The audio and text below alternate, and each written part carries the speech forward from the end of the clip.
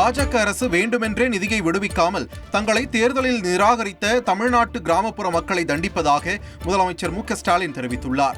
அவர் வெளியிட்டுள்ள அறிக்கையில் 100 நாள் வேலை திட்ட நிதியை விடுவிக்காத மத்திய பாஜக அரசை கண்டித்து ஆர்ப்பாட்டத்தில் ஈடுபட்ட திமுகவினர் எங்கே எங்கள் பணம் என்ற வினாவை முழங்கி இருப்பதாக குறிப்பிட்டார். மேலும் தேசிய ஊரக வேலைவாய்ப்பு உறுதியளிப்பு திட்ட நிதி 4034 கோடியை உடனடியாக விடுவியுங்கள் என்றும் தமிழ்நாட்டு மக்களை அரசியல் ரீதியாக துன்புறுத்தி மகிழும் செயலை நிறுத்துங்கள் என்றும் முதலமைச்சர் ஸ்டாலின் தெரிவித்துள்ளார். தமிழகத்தில் 100 நாள் வேலை திட்டத்தில் திமுக ஆதரவோடு நடக்கும் மோசடிகள் குறித்து பலமுறை புகார் அளித்தும் தொடர்ந்து மோசடியில் ஈடுபடும் திமுகவின் அரசியல் நாடகங்களை தமிழக மக்கள் இனியும் நம்பப் போவதில்லை என பாஜக மாநில தலைவர் அண்ணாமலை தெரிவித்துள்ளார்.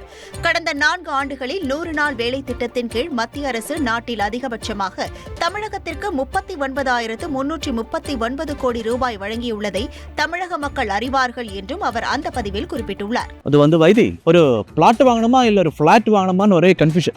ஒரு ரியல் எஸ்டேட் எக்ஸ்பர்ட் கிட்ட பேசு. எப்படி? பாஸ் வாலா பி தி பாஸ்.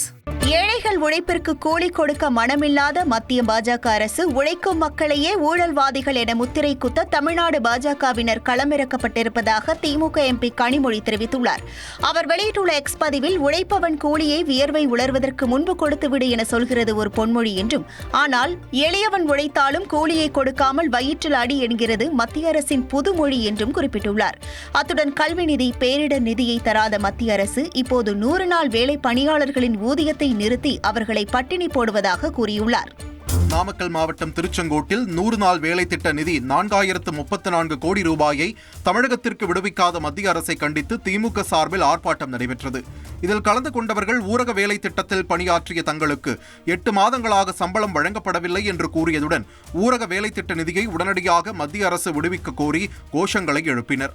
எங்க பிள்ளைங்களை கஷ்டப்பட்டு வெயில வேகாத வெயில நாங்க கஷ்டப்பட்டு என் பிள்ளைங்களை படிக்க வைக்கிறோம். நீ படிக்க வைக்க கூடாதுன்னு சொல்றதுக்கு என்ன இருக்குது? எங்க வரி பணத்துல நீங்க கொண்டாடுறீங்க, எங்களுக்கு கொடுக்கறதுக்கு உங்களுக்கு என்ன அவ்வளவு கஷ்டம்?